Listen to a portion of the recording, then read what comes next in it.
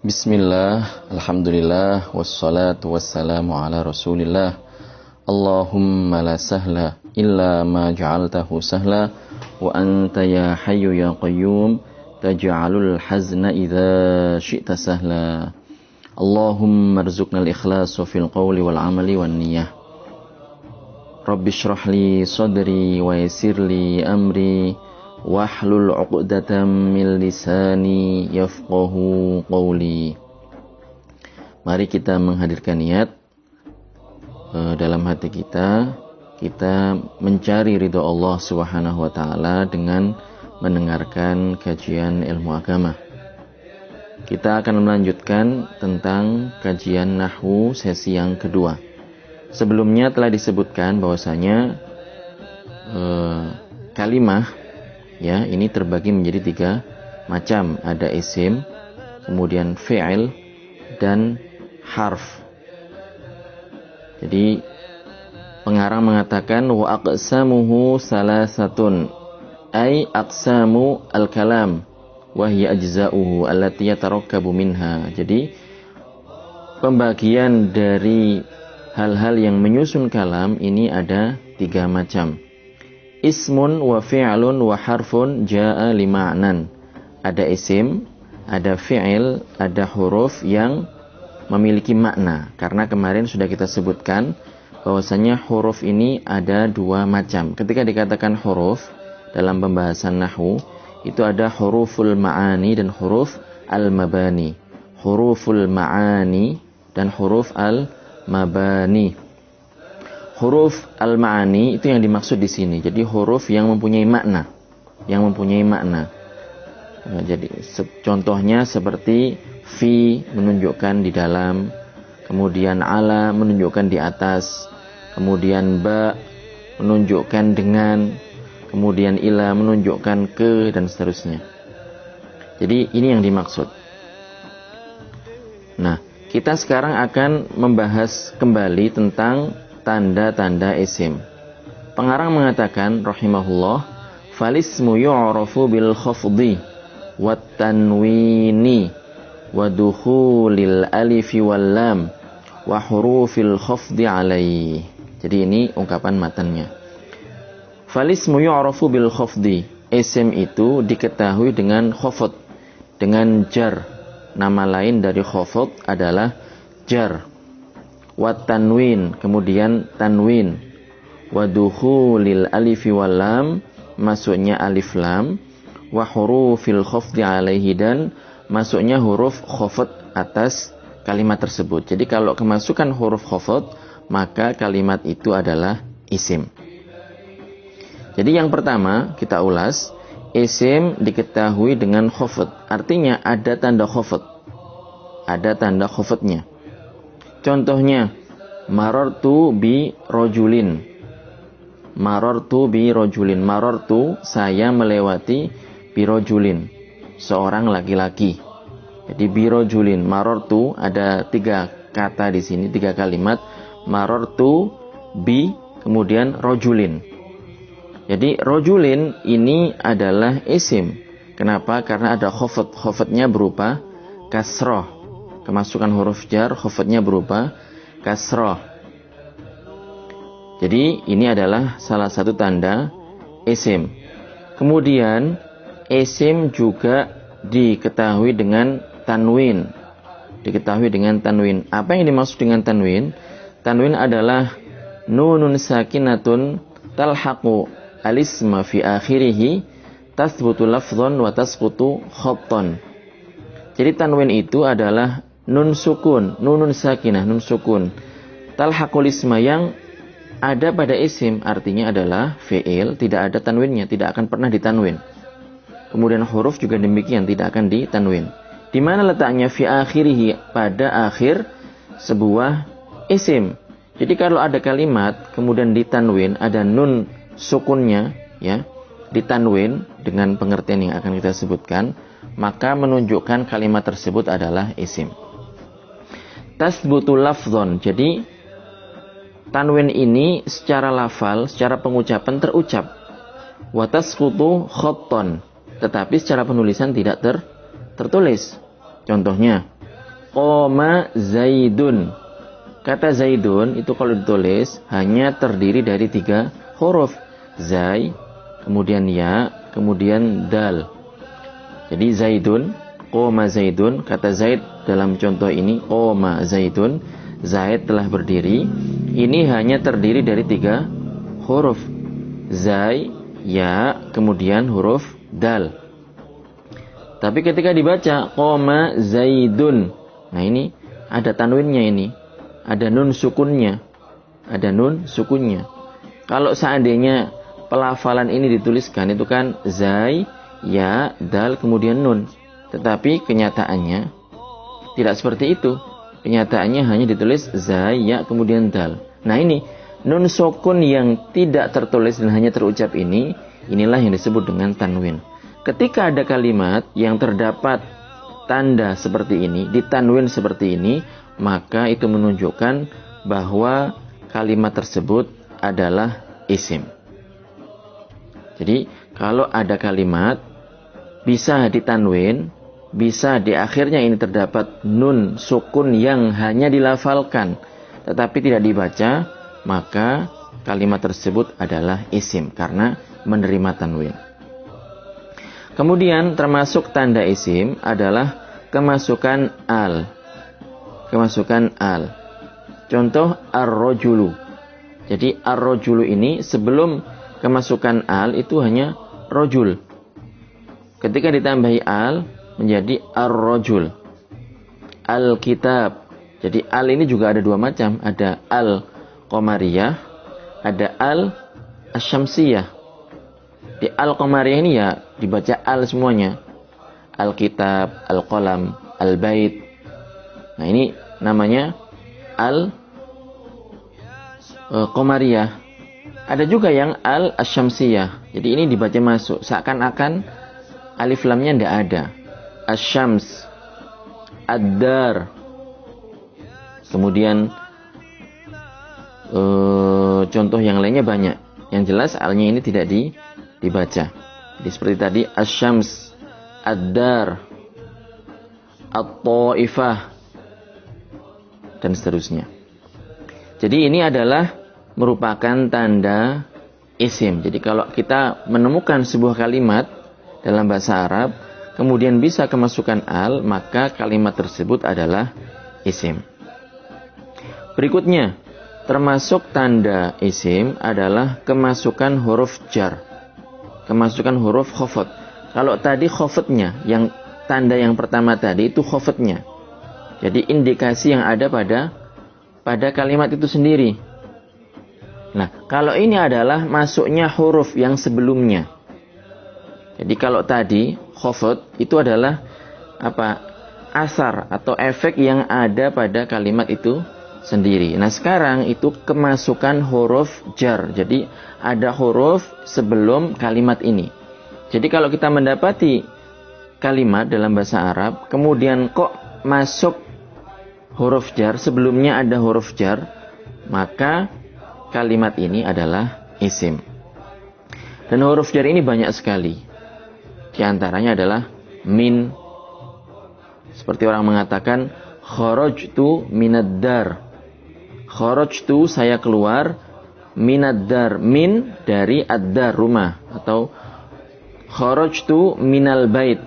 Kharajtu saya keluar, minal bait, min dari al-bait rumah. Jadi di sini al-bait dan ad-dar pada contoh yang barusan saya sebutkan adalah isim. Adalah isim. Kenapa? Karena di sini kemasukan huruf jar yaitu min. Kemudian termasuk huruf jar juga adalah ila. Ila. Misalnya orang mengatakan zahabtu ilal masjid. Zahabtu saya pergi, ilal masjid, ila ke al masjid, al masjidi di kasroh di sini. Jadi al masjidi ini adalah isim. Kenapa? Karena kemasukan huruf jar. Contoh lainnya an menggunakan ain, an. Contohnya seperti di dalam Al-Quran Allah Subhanahu wa Ta'ala berfirman, yas'alunaka 'anis sa'ah. Yas'alunaka 'anis sa'ah. Jadi an di sini termasuk huruf jar. As-sa'ah, karena kemasukan huruf jar, maka kalimat ini adalah isim. Kemudian termasuk huruf jar juga adalah ala. Ala. Jadi ala dengan menggunakan ain, lam, kemudian alif layyinah atau alif bengkok. Alif bengkong juga bisa. Contohnya, raqibtu 'alal faros. Raqibtu, saya naik, ala, di atas, al-faros, kuda. Jadi al-faros ini adalah isim. Kalimat ini adalah isim. Kenapa? Karena kemasukan huruf jar, yaitu ala. Contoh yang lain dari macam-macam huruf jar adalah fi. Adkhaltul kitab fil haqibah. Fil haqibah. Adkhaltu, saya memasukkan al-kitaba, sebuah kitab, fil haqibah, di dalam tas. Jadi al-haqibah ini adalah isim. Kalimat ini adalah isim. Kenapa? Sekali lagi karena kemasukan huruf jar berupa fi. Kemudian rubba. Rubba ini juga termasuk huruf jar. Jadi kalau ada kalimat kemasukan rubba, maka kalimat ini adalah isim. Contohnya, rubba rajulin akramtuhu. Di rubba rajulin akramtuhu. Jadi rubba di sini adalah huruf jar, dan kalimat yang jatuh setelahnya adalah isim. Jadi rubba rajulin akramtuhu. Banyak sekali orang yang saya muliakan. Rubba rajulin akramtuhu. Rajul berarti adalah isim, kemasukan huruf jar berupa rubba. Kemudian contoh yang lain dari huruf jar adalah alba. Jadi alba ini huruf jar yang terdiri dari satu huruf, alba. Contohnya, katabtu bil qalam. Katabtu bil qalam. Jadi saya menulis katabtu bil qalam dengan menggunakan pena. Al-qalam. Jadi al-qalam ini karena kemasukan huruf jar, maka al-qalam ini adalah isim. Kemudian juga al-kaf. Al-kaf ini juga sama, huruf jar atau huruf khafd yang hanya terdiri dari satu huruf. Contohnya dalam Al-Quran, Allah Subhanahu wa ta'ala berfirman dalam surat Asy-Syura ayat 11, laisa kamitslihi syai'. Laisa kamitslihi syai'. Tidak ada sesuatu apapun yang menyerupai Allah, dan Allah tidak serupa dengan segala sesuatu. Jadi ayat ini adalah ayat yang sangat jelas, sangat gamblang sekali menjelaskan mengenai kesucian Allah Subhanahu wa ta'ala dari serupa dengan makhluknya. Allah berarti bukan seperti manusia, bukan seperti binatang, bukan seperti segala sesuatu yang ada di bumi, bukan seperti segala sesuatu yang ada di langit, tidak disifati oleh penduduk langit, yaitu malaikat, dan juga tidak disifati oleh penduduk bumi, yaitu manusia dan yang lainnya. Jadi Allah Subhanahu wa ta'ala tidak serupa dengan segala sesuatu. Allah ada tanpa tempat, dan Allah Subhanahu wa ta'ala tidak dilalui oleh masa dan waktu. Jadi misal di sini karena kemasukan huruf jar ka, al-kaf. Jadi al-kaf di sini adalah huruf jar.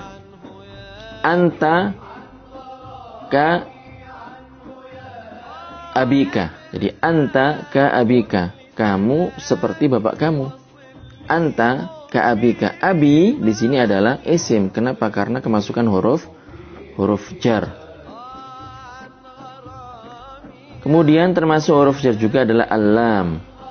Al-lam. Jadi termasuk huruf jar juga adalah al-lam. Ini adalah sama seperti yang sebelumnya, termasuk huruf jar yang hanya terdiri dari satu huruf, lam. Jadi punya makna. Maknanya adalah milik. Kalau tadi ya, sebelumnya tadi ada maknanya juga. Al-lam di sini maknanya adalah milik. Contohnya, as-sayyaratu li Zaidin. Mobil itu li Zaidin, milik Zaid. mobil itu milik Zaid. Hadzal mal li Amrin. Uang ini li Amrin, milik Amar. Jadi Zaid di contoh pertama, Amr di contoh kedua adalah isim. Kenapa? Karena kemasukan huruf jar. Kemudian juga termasuk huruf jar adalah huruful qasam, huruf-huruf yang menunjukkan sumpah, al-yamin, menunjukkan sumpah. Jadi ini juga termasuk huruf jar, hanya saja ada dilalah atau menunjukkan sumpah. Nah, ini terbatas. Yang pertama termasuk huruf qasam adalah al-waw. Al-waw. Wal fajr. Nah, ini wal fajr. Al-fajr karena kemasukan huruf waw, dan waw di sini adalah huruf qasam termasuk huruf jar, maka al-fajr ini adalah isim. Contoh lain, was-samaa'i wa ma banaha di surat Asy-Syams, was-samaa'i. Nah, ini kan as-sama di sini adalah isim. Kenapa? Karena kemasukan huruf qasam yaitu al-waw dan merupakan huruf jar juga. Kemudian atta juga sama. Jadi misalnya orang mengatakan tallahi la af'alanna, demi Allah pasti akan saya lakukan. Jadi Allah lafzul jalalah di sini secara pembagian nahwu adalah isim. Kemudian alba. Contoh billah ini alba yang menunjukkan qasam atau menunjukkan sumpah. Billahi la af'alanna umpamanya. Jadi demi Allah saya akan mengerjakan hal itu, atau dan yang lainnya. Jadi banyak sekali contoh tentang huruf-huruf jar atau huruf-huruf khafad yang sebagiannya adalah merupakan huruf qasam menunjukkan sumpah. Jadi kita sudah menyelesaikan tanda-tanda dari isim. Jadi yang pertama tadi adalah khafad, jadi asarnya, jadi efek yang ada pada kalimat tersebut. Kalau efek ini ada yang disebut oleh ulama nahwu dengan istilah khafad, maka kalimat tersebut adalah isim. Kemudian tanwin, ini tanda di sebuah kalimat dan ada di akhir. Kalau sebuah kalimat ada tanwinnya, maka kalimat tersebut adalah isim. Kemudian masuknya al, sama. Kalau ada kalimat dapat dimasuki al, baik qamariyah atau syamsiyah, maka kalimat tersebut adalah isim. Dan yang terakhir adalah masuknya huruf jar. Jadi kalau ada huruf jar sebelumnya, maka kalimat tersebut adalah isim. Nah, sekarang kita akan membahas mengenai tanda fi'il. Jadi sebagaimana isim, fi'il juga mempunyai tanda. Jadi fi'il ini mudahnya supaya gampang dipahami itu adalah kata kerja. Kemarin sudah saya sebutkan, jalasa, duduk, qara'a, membaca, yaqra, dia membaca, sedang membaca, atau misalnya orang mengatakan yanam, dia tidur, yaqul, dia mengatakan, yakul, dia makan. Jadi mohon diperhatikan, ini dalam bahasa Arab itu sangat penting sekali orang untuk melafalkan dengan huruf yang benar. Yang panjang dipanjangkan, yang pendek dipendekkan. Penting, yang panjang kita panjangkan, yang pendek dipendekkan. Jangan dibolak-balik. Karena panjang pendek dalam bahasa Arab ini sangat mempengaruhi makna. Dan saya harapkan teman-teman yang ikut kajian ini untuk menghafal itu sangat penting sekali. Para ulama mereka mengatakan man hafizul mutun hazal funun. Jadi mereka mengatakan man hafizul mutun hazal funun. Jadi orang yang menghafal matan, menghafal kitab-kitab yang sudah para ulama itu capek-capek dalam menulis, meringkas, kemudian memilih ungkapan mana yang paling tepat dan paling mewakili makna yang mereka inginkan. Kalau mau menghafal seperti itu, man hafizal mutun hazal funun, maka dia akan menguasai berbagai macam bidang keilmuan. Oleh karenanya, sudah sepatutnya kita sebagai pelajar ilmu agama untuk mengamalkan perkataan para ulama ini. Di samping itu juga ada perkataan ulama yang lain yang maknanya tidak beda jauh. Mereka mengatakan man tamattana tamakkana. Saya ulang, man tamattana tamakkana. Man barang siapa tamattana yang menghafal matan nahwu, matan sorof, matan fikih, matan akidah, terutama apalagi ilmu akidah, ilmu yang paling penting, ilmu yang paling utama, ilmu yang didahulukan daripada ilmu-ilmu yang lain. Tamakkana, maka dia akan mumpuni. Jadi kalau ditanya sama orang, karena dia hafal matan, dia akan mudah untuk mengingat dan menjelaskan suatu permasalahan. Jadi itu kebiasaan pelajar ilmu agama adalah menghafal matan ilmiah. Karena apa? Ini sangat membantu dalam menghadirkan permasalahan-permasalahan. Jadi tidak sepatutnya seorang santri itu malas atau jenuh, bosan dalam mengulang-ulang dan murojaah apa yang sudah diambil. Jadi itu di sini ingin saya sebutkan sebuah kisah yang menurut saya sangat menginspirasi sekali. Guru kita Asy-Syaikh Abdullah Al-Harari rahimahullah rahmatan wasi'ah. Beliau ini adalah seorang yang alim, Masya Allah, menghafal Al-Quran. Usia beliau itu di bawah 10 tahun. Kemudian beliau hafal hadis yang sangat banyak, ribuan, bahkan mungkin lebih banyak daripada itu. Hafal hadis bukan sekedar hadisnya saja, tetapi juga hafal beserta sanad-sanadnya, beserta para perawinya dan kondisi mereka seperti apa. Apakah rawi ini lemah, qawi lemah, dhaif, atau qawi kuat, dhaif lemah, atau ini sering bohong atau bagaimana. Beliau hafal kondisinya. Nah, beliau ini pernah mengatakan bahwasanya aqallu ma yu'adul kitab li talabah thalatha marrat. Jadi minimalnya, paling sedikitnya kitab itu bagi seorang santri adalah diulang 3 kali. Jadi tidak sepatutnya orang hanya Masya Allah belajar kitab jurumiyah dan hanya matanya, kemudian dia Masya Allah merasa paling jago dalam ilmu nahwu. Hal seperti itu adalah tidak sepatutnya. Dan Asy-Syaikh Abdullah Al-Harari ini, beliau ini beberapa kali saya dengar dari para guru saya, Syekh ini mengkaji kitab, ya, jadi membaca dengan bacaan yang tamakun, dengan penuh perhatian dan seterusnya. Mengaji ini sebanyak sekitar 13 kali. Kitab nahwu, yaitu kitab Mulhatul I'rab. Kitab ini ya kitab yang cukup populer di kalangan umat Islam. Nah, beliau ini mengkaji kitab ini sebanyak 13 kali, sekitar itu. Bukan dikarenakan beliau ini tidak paham, bukan dikarenakan beliau ini tidak menguasai ilmu nahwu dan seterusnya, bukan. Tetapi memang seperti itu kebiasaan-kebiasaan para ulama. Sebagian ulama itu kalau menghafal 100 kali baru jadi kalau sudah diulang 100 kali baru berhenti. Nah, oleh karenanya kita jangan mencukupkan. Kalau bukan dikarenakan wabah yang sekarang sedang melanda negara kita, maka yang diutamakan adalah mengkaji dengan hadir di majelis ta'lim langsung, bukan dengan kajian online seperti ini. Tapi itulah, daripada tidak sama sekali, maka kita mengerjakan apa yang bisa kita kerjakan. Oleh karenanya saya harapkan setelah mendengarkan kajian ini, ya diulang kembali, dibaca, dimurojaah, matanya dihafal. Kemudian juga kalau seandainya ada yang kurang paham ditanyakan, seperti itu. Karena memang kebiasaan para ulama seperti itu. Jangan kita ini hanya sekedar mengkoleksi kitab, ngaji, kemudian setelahnya nggak dibuka lagi, selesai.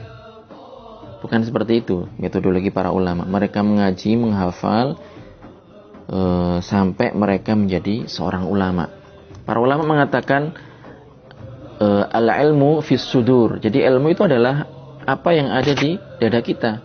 La fis sutur, bukan apa yang tertulis. Al-ilmu ma yahwihi sadru, la ma yahwihi al-qimatru. Saya ulang. Al-ilmu ma yahwihi as-sadru, la ma yahwihi al-qimatru. Jadi Ilmu itu adalah apa yang ada di dada kita. Apa yang ada di dada kita, bukan apa yang ada di kertas. Al-qimatur itu al-qirtas atau kertas. Jadi itu ilmu kita. Kalau kita ingin menjadi seorang ulama beneran, ya berarti kita harus menyiapkan diri untuk banyak-banyak menghafal. Karena ulama kita seperti itu. Sebagian ulama yang lain juga mereka mengatakan al-ilmu ma yadkhulu ma'aka ilal hammam. Jadi orang pada umumnya kalau kamar mandi ya dia tidak bawa apa-apa, tidak bawa buku. Al-ilmu ma yadkhulu ma'aka ilal hammam. Jadi ilmu itu adalah apa yang kamu bawa ketika kamu masuk kamar mandi. Kita nggak bawa buku ketika kamar mandi. Jadi maksudnya adalah apa yang ada di dada kita. Jadi kalau sekedar ngoleksi kita, baca-baca kita, maka itu tidak menjadikan seseorang menjadi golongan para ulama. Jadi bukan seperti itu, bukan dengan mengkoleksi kita. Para ulama itu mereka belajar talaki, belajar dari seorang yang thiqah, terpercaya, mereka punya sanad, mata rantai keilmuan yang terus bersambung hingga ke Rasulullah Shallallahu Alaihi Wasallam.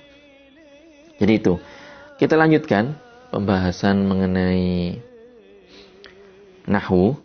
Jadi kita sekarang sampai ke pembahasan mengenai fi'il. Jadi fi'il ini ada tanda-tandanya. Saya baca dulu di matanya. Wal fi'lu yu'rafu biqad wasin wa saufa wa ta'it ta'nitsis sakinah. Jadi saya ulang. Wal fi'lu yu'rafu biqad wasin wa saufa wa ta'it ta'nitsis sakinah. Dibacanya harus benar. As-sa ya dibaca sa, as-sin dibaca sin. Jangan dibolak-balik. Kemudian terjemahannya, fi'il ini dikenal atau diketahui dengan hal-hal berikut. Yang pertama adalah biqad, dengan masuknya qad. Jadi kalau kita mendapati kalimat di depannya ada qadnya, ada huruf qad, maka kalimat tersebut yang didahului oleh qad adalah fi'il. Seperti yang dikumandangkan ketika orang baca iqamah. Qad qamat as-shalah. Qad qamat as-shalah. Ini qad qamatis shalah. Qad qamatis shalah. Qad aflahal mu'minun alladzina hum fi shalatihim khashi'un. Jadi di sini qamat ini adalah fi'il karena kemasukan qad. Aflaha di ayat tersebut adalah fi'il karena kemasukan qad. Laqad ja'akum fi Rasulillahi uswatun hasanah. Jadi jaa di sini adalah fi'il karena kemasukan qad. Jadi itu. Dan qad ini bisa masuk ke fi'il madhi atau bisa masuk ke al-fi'lil madhi dan al-fi'l al-mudhari'. Jadi bisa masuk ke fi'il madhi dan fi'il mudhari'. Jadi ini penting, ini kita jelaskan.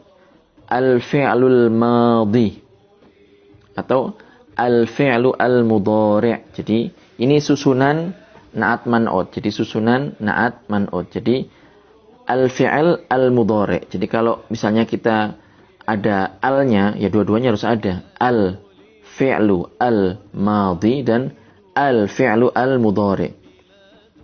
Salah kalau dikatakan fi'lul madhi atau fi'lul mudhari', bukan seperti itu. Tapi al-fi'lul madhi dan al-fi'lu al-mudhari'. Ini susunannya na'at man'ud, bukan susunan idhofah. Nah, jadi kembali ke pembahasan tadi, kata qad atau adah qad atau huruf qad ini masuk kepada fi'il madhi, al-fi'lul madhi dan al-fi'l al-mudhari'. Dan ini punya makna. Kalau masuk ke dalam al-fi'lul madhi, maka ini menunjukkan at-tahqiq. Jadi kalau orang mengatakan qad akaltu, berarti saya sudah makan. Sudah benar-benar terjadi. Qad dhahabtu, saya sudah pergi. Qad nimtu, saya sudah tidur.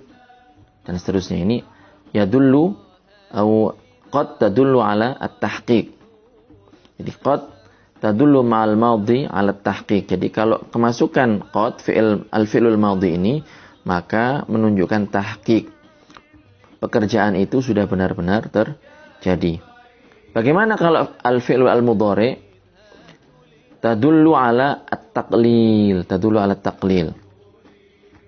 Jadi qad ya'ti Zaidun. Jadi Zaid boleh jadi datang. Jadi ya ada kemungkinan datang, ada kemungkinan tidak datang. Seperti itu. Jadi itu perbedaan antara qad ketika masuk ke dalam al-fi'lul madhi dan ketika masuk ke dalam al-fi'lu al-mudhari'. Kemudian tanda berikutnya adalah as-sin. As-sin. Jadi ini sangat penting ketika melafalkan sin, jangan sampai jadinya sin, kayak huruf sa gitu, bukan, tapi as-sin. Jadi ini satu huruf tapi punya makna. Dan sin ini hanya masuk kepada al-fi'lu al-mudhari'. Jadi kalau tadi qad itu bisa masuk ke dalam al-fi'lul madhi dan al-fi'lu al-mudhari'. Jadi sebelumnya tadi belum sempat saya sebutkan, fi'il itu terbagi menjadi 3 macam. Nanti ada pembagiannya. Ada al-fi'lul madhi, kemudian ada al-fi'lu al-mudhari', dan yang terakhir adalah fi'il amr. Jadi kalau sin ini hanya bisa masuk kepada fi'il mudhari'. Contoh, sa'adhabu ilal madrasah. Sa'adhabu ilal madrasah. Adhab, karena kemasukan sin, maka adhab ini adalah fi'il. Kalimat ini adalah fi'il. Sayati amrun minas safar. Di sin di sini, ya'ti datang, akan datang, amrun amar minas safar dari bepergian. Sayakulu waladi hadzat ta'am. Sayakul akan makan waladi anak saya hadzat ta'am, makanan ini. Jadi ini hanya masuk kepada al-fi'il al-mudhari'. Jadi kalau ada kalimat dan didahului oleh sin, maka kalimat tersebut adalah fi'il. Dan sin ini khusus menunjukkan bahwasanya kalimat tersebut adalah fi'il, yaitu fi'il mudhari'. Nah ini, fungsinya apa? Menunjukkan al-istiqbal, tadullu ala al-istiqbal. Jadi menunjukkan masa yang akan datang. Ketika orang mengatakan sa'adhab, berarti enggak sekarang, saya akan pergi. Kemudian ketika orang mengatakan satarfa hadzal kursi, kamu akan mengangkat kursi ini. Ketika orang mengatakan sayati al-ustadz, Pak Guru akan datang. Jadi ini menunjukkan masa akan datang. Ketika fi'il mudhari' kemasukan sin, maka ini menunjukkan masa yang akan datang. Karena fi'il mudhari' ini, jadi tanpa kemasukan apapun, ini bisa menunjukkan masa sekarang dan juga bisa menunjukkan masa yang akan datang. Ada kemungkinan 2. Kalau fi'il madhi, maka ini menunjukkan masa yang sudah lampau. Kemudian termasuk tanda fi'il adalah saufa. Jadi kalau ada kalimat kemasukan saufa, maka ini menunjukkan bahwa kalimat tersebut adalah fi'il. Sebagaimana sin dan saufa ini hanya masuk kepada fi'il mudhari' dan menunjukkan al-istiqbal, menunjukkan masa depan. Hanya saja kalau saufa ini lebih jauh. Jadi kalau misalnya orang mengatakan sa'adhab ilal madrasah, berarti sebentar lagi. Masa datang tapi sebentar lagi. Saya akan pergi ke sekolah. Kalau misalnya orang mengatakan saufa adhabu ila Surabaya, saya akan pergi ke Surabaya kapan? Ya bukan sebentar lagi, lama waktunya. Boleh bulan depan, minggu depan, dan seterusnya. Itu kalau menggunakan kata saufa. Jadi harus dibedakan antara sin dengan saufa. Sa'atazawwaj, misalnya saya akan menikah, berarti kapan? Sebentar lagi. Harapannya sebentar itu. Tapi kalau orang mengatakan saufa atazawwaj, ini masih lama ini prosesnya ini. Ngumpulin modal, kemudian juga nyari calonnya dulu, nego mertua, calon mertua dan seterusnya. Jadi masih lama kalau menggunakan saufa. Jadi ini, ketika ada kalimat kemasukan saufa, maka kalimat tersebut adalah isim. Kalimat tersebut adalah fi'il. Saya ralat, kalimat tersebut adalah fi'il, yaitu fi'il mudhari'. Karena saufa ini sebagaimana sin hanya masuk kepada fi'il mudhari'. Kemudian juga termasuk tanda fi'il adalah ta'ut ta'nits as-sakinah. Ta' ta'nits as-sakinah. Ta' ta'nits, jadi ta' yang disukun yang menunjukkan perempuan. Dan ini hanya bisa masuk kepada fi'il madhi, al-fi'lul madhi. Jadi kalau tadi qad bisa dua-duanya, sin saufa fi'il mudhari' saja. Kalau ini ta' ta'nits as-sakinah hanya fi'il madhi. Seperti contoh yang sudah lewat tadi, qad qamat as-shalah, qad qamatis shalah. Zahabat Hindun ila suq. Hindun pergi ke pasar. Zahabat. Kalau fi'ilnya biasa tanpa ada ta' ta'nis itu kan zahaba. Ketika kemasukan ta, ini menunjukkan bahwasanya fi'il tersebut adalah kalimat tersebut adalah fi'il. Jadi gini, kalau kita mendapati sebuah kalimat dan kita bingung ini fi'il, isim atau bagaimana, ya kita coba apakah bisa masuk tanda-tanda tersebut. Kalau seandainya satu saja tanda isim sudah masuk, bisa masuk, maka itu berarti kalimat tersebut adalah isim. Satu saja tanda fi'il sudah masuk, maka berarti kalimat tersebut adalah fi'il. Dan seterusnya. Jadi ini tanda tanda fi'il. Ta' at-ta'nits as-sakinah. Kemudian, kenapa ditambah dengan as-sakinah? Disukun. Kenapa harus disukun? Kenapa? Karena kalau seandainya diharokati, karena kalau seandainya mutaharrikah berharokat, maka tak seperti ini juga masuk kepada fi'il, kepada seralat, kepada isim. Jadi kita mengatakan muslimun, muslimatun, ini kan datanya ini berharokat kan, di dhammah di sini, maka ini adalah kalau di sini berarti isim. Makanya di sini dikatakan ta'ut ta'nits as-sakinah, ta' ta'nits yang disukun, ta' yang menunjukkan perempuan yang disukun. Kalau diharokati itu masuk kepada isim. Contohnya seperti tadi, muslimun, muslimatun, mudarrisun, mudarrisatun, muallimun, muallimatun, dan seterusnya. Nah, berikutnya kita akan membahas mengenai huruf, indikasi yang menunjukkan bahwasanya kalimat adalah huruf. Jadi isim punya tanda, fi'il punya tanda. Nah, huruf bagaimana? Huruf ini tandanya adalah di sini dikatakan di matan wal harfu ma la yasluhu ma'ahu dalilul ismi wala dalilul fi'li.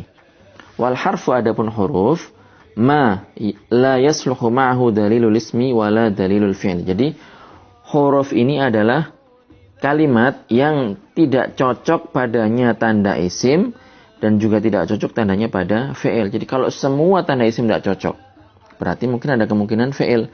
Tapi kalau tanda fi'il juga tidak cocok, maka itu berarti adalah huruf. Contohnya seperti lam. Lam. Seperti dalam firman Allah, lam yalid wa lam yulad. Allah tidak beranak, Allah tidak diperanakkan. Karena ini adalah sifat makhluk, tidak layak bagi Allah Subhanahu wa taala. Lam di sini adalah huruf. Karena dia tidak patut, tidak layak kemasukan tanda-tanda isim, tanda-tanda fi'il tidak masuk. Tidak bisa dibaca jer, tidak bisa kemasukan al, tidak bisa kemasukan tanwin, ya, tidak bisa kemasukan huruf jer, kemudian juga tidak bisa dimasuki tanda-tanda fi'il, tidak bisa kemasukan qad atau asin atau saufa atau ta'ut ta'nits as-sakinah. Maka di sini lam adalah huruf. Jadi para ulama memberikan pendekatan seperti 3 huruf, ha, jim, kemudian kha. Katakan jim itu adalah isim, titiknya di tengah. Kha itu adalah fi'il, tandanya titiknya di atas. Sedangkan kalau tidak ada titik tengah, titik atas, maka itu adalah ha. Nah, sama. Huruf juga seperti itu. Kalau tidak ada tanda, tidak berlaku tanda isim, tidak juga berlaku tanda fi'il, maka itu adalah huruf. Jadi alamatuhu adamiyah. Jadi alamatnya itu adalah nggak ada tandanya. Tandanya itu adalah nggak ada tandanya. Jadi ini adalah tanda-tanda isim, kemudian fi'il, dan juga huruf. Alhamdulillah, kita sudah menyelesaikan pembahasan mengenai pembagian kalam yang ada 3 beserta tanda-tandanya. Mudah-mudahan bermanfaat. Mudah-mudahan kita semuanya diberikan futuh oleh Allah Subhanahu wa taala, bisa memahami kajian ilmu agama. Mudah-mudahan bermanfaat. Wallahu subhanahu wa ta'ala a'lam wa ahkam.